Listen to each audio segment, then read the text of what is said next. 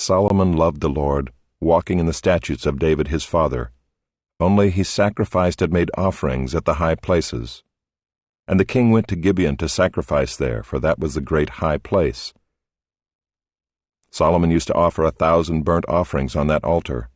At Gibeon the Lord appeared to Solomon in a dream by night, and God said, "Ask what I shall give you." And Solomon said, "You have shown great and steadfast love to your servant David my father, because he walked before you in faithfulness, in righteousness, and in uprightness of heart toward you. And you have kept for him this great and steadfast love, and have given him a son to sit on his throne this day.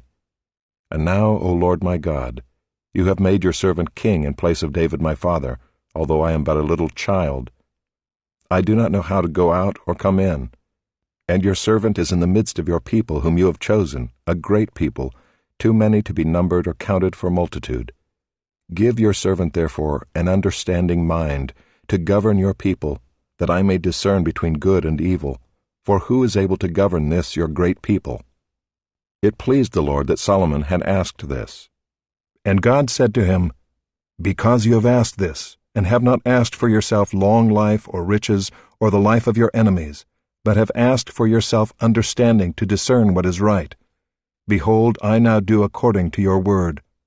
Behold, I give you a wise and discerning mind, so that none like you has been before you, and none like you shall arise after you. I give you also what you have not asked, both riches and honor, so that no other king shall compare with you all your days. And if you will walk in my ways, keeping my statutes and my commandments as your father David walked, then I will lengthen your days." And Solomon awoke, and behold, it was a dream. Then he came to Jerusalem and stood before the ark of the covenant of the Lord, and offered up burnt offerings and peace offerings, and made a feast for all his servants. Then 2 prostitutes came to the king and stood before him. The one woman said, "O my lord, this woman and I live in the same house, and I gave birth to a child while she was in the house. Then on the 3rd day after I gave birth, this woman also gave birth, and we were alone. There was no one else with us in the house, only we 2 were in the house.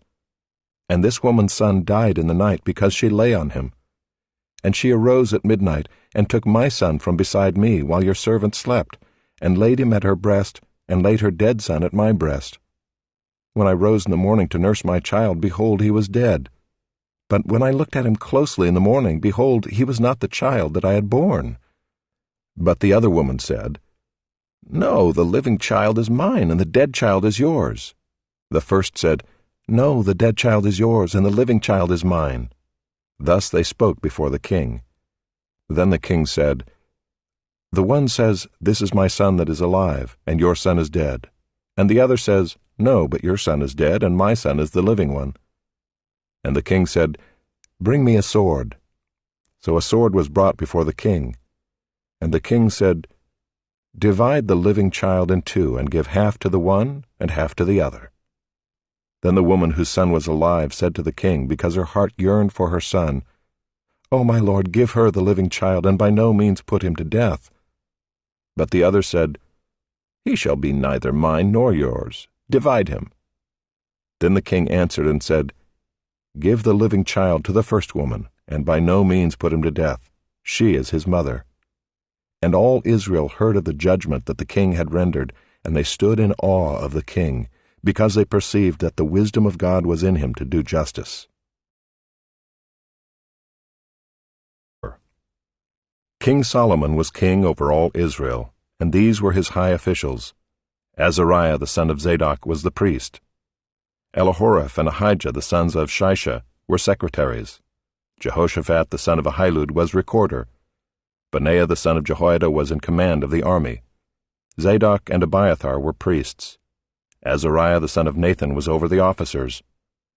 Zabad the son of Nathan was priest and king's friend. Ahishar was in charge of the palace, and Adoniram the son of Abda was in charge of the forced labor. Solomon had 12 officers over all Israel, who provided food for the king and his household. Each man had to make provision for 1 month in the year. These were their names: Ben-Hur in the hill country of Ephraim, Ben-Deker in Makaz, Shaalbim, Beth-Shemesh, and Elon Beth-Hanan. Ben-Hesed in Arubath, to him belonged Soko and all the land of Hepher. Ben-Abinadab in all Naphath Dor, he had Taphath the daughter of Solomon as his wife. Baana the son of Ahilud in Taanach, Megiddo and all Beth-shean that is beside Zarethan below Jezreel, and from Beth-shean to Abel-Maholah, as far as the other side of Jokmeam. Ben-Geber in Ramoth-Gilead, he had the villages of Jair the son of Manasseh which are in Gilead, and he had the region of Argob which is in Bashan, 60 great cities with walls and bronze bars. Ahinadab the son of Iddo in Mahanaim, Ahimaaz in Naphtali. He had taken Basemath the daughter of Solomon as his wife. Baana the son of Hushai in Asher and Baaloth. Jehoshaphat the son of Paruiah in Issachar. Shimei the son of Elah in Benjamin. Geber the son of Uri in the land of Gilead, the country of Sihon king of the Amorites and of Og king of Bashan. And there was one governor who was over the land. Judah and Israel were as many as the sand by the sea. They ate and drank and were happy. Solomon ruled over all the kingdoms from the Euphrates to the land of the Philistines and to the border of Egypt. They brought tribute and served Solomon all the days of his life. Solomon's provision for one day was 30 cors of fine flour and 60 cors of meal, 10 fat oxen and 20 pasture-fed cattle, 100 sheep, besides deer, gazelles, roebucks, and fattened fowl. For he had dominion over all the region west of the Euphrates, from Tiphsah to Gaza, over all the kings west of the Euphrates. And he had peace on all sides around him. And Judah and Israel lived in safety, from Dan even to Beersheba, every man under his vine and under his fig tree, all the days of Solomon. Solomon also had 40,000 stalls of horses for his chariots, and 12,000 horsemen. And those officers supplied provisions for King Solomon and for all who came to King Solomon's table, each one in his month. They let nothing be lacking. Barley also and straw for the horses and swift steeds they brought to the place where it was required, each according to his duty. And God gave Solomon wisdom and understanding beyond measure, and breadth of mind like the sand on the seashore, so that Solomon's wisdom surpassed the wisdom of all the people of the east and all the wisdom of Egypt. For he was wiser than all other men, wiser than Ethan the Ezrahite, and Heman, Calcol, and Darda the sons of Mahol, and his fame was in all the surrounding nations. He also spoke 3,000 proverbs, and his songs were 1,005.